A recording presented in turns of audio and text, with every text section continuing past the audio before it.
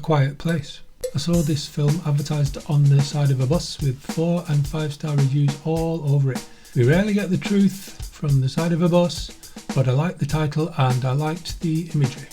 Later, some other day, I saw some online reviews or something saying the film was really good in both horror and science fiction, so I thought I'd watch it. All I know going in is that it's about aliens that can't see but have great hearing.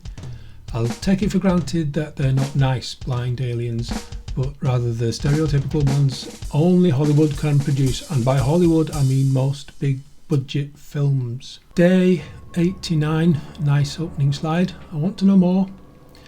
I didn't like the sound slice into the pictures. The film is called A Quiet Place, so I hoped it would be a quiet film, making the horror seem more real. But very early on we have an unnecessary sound effect which does not bode well. Images of desolation. Some random kid runs across the autumnal leaf-strewn tiled floor. It's a hard floor, remember? Crunchy leaves on a hard floor. Is it a kid though?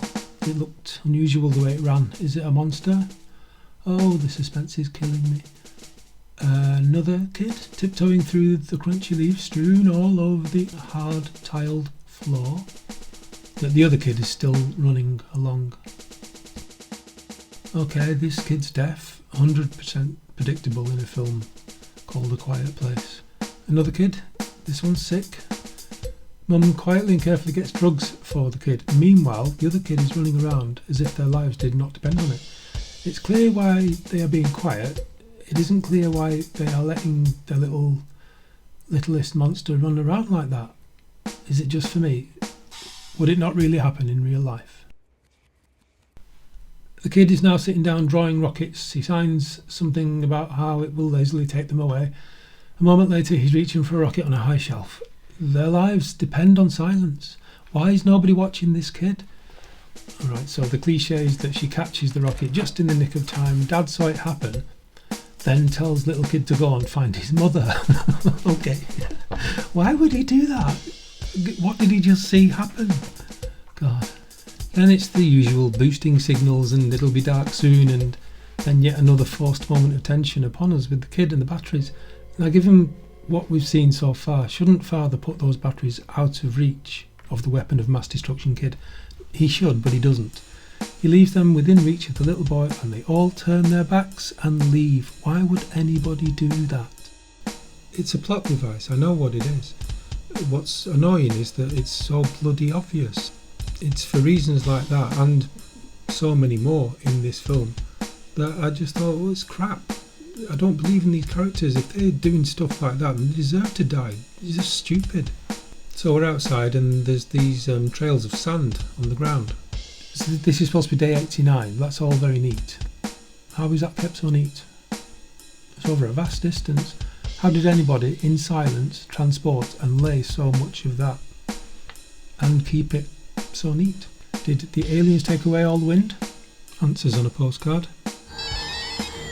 So the little kid sets off the rocket and the alien gets him and probably eats him, I don't know. But then we fade to black. Why? Why do we fade to black there? We're not able to write and direct those scenes, the loss, the horror. You built up to it, but didn't show it. So now it's day 472 very quickly. My first thought is, how are the lines?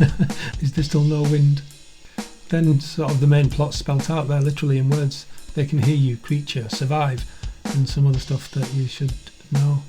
Literally spelled out in words on screen, right there. Good films hide that sort of thing, they hide it. They let the characters speak it, or tell it, or show it. It's not, you don't have to spell it out like that. Mum is pregnant, like there isn't enough drama. Then it's just really boring until a lamp is knocked over, making the loudest noise any lamp on earth of its size has ever made. Unnaturally loud, you could say.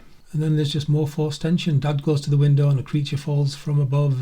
What are the chances of that happening right there when he was right next to the window? What's the chances of that happening? Why are they seemingly then so at ease? That creature falling made more silly noise than the lamp.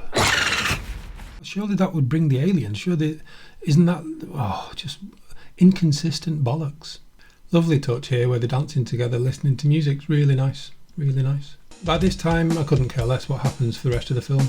Not absorbed in it at all. I want to see the aliens, of course, and they're okay. I like the way their heads open up orally.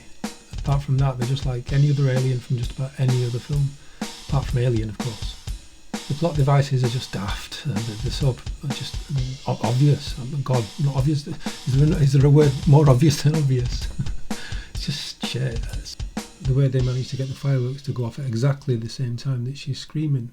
What's the chances of that happening in real life? 165 bazillion or more to 1. Lack of depth and just the way everything is pinpointed so clearly right in front of you, even to the point of putting the plot on screen for you to read.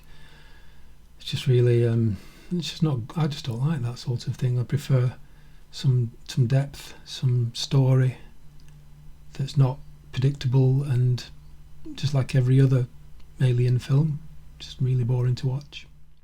I've seen since that they've made a part 2. Of course they have. I know some people like this sort of thing. That's fine. I know some will love it, but it's just not my cup of tea.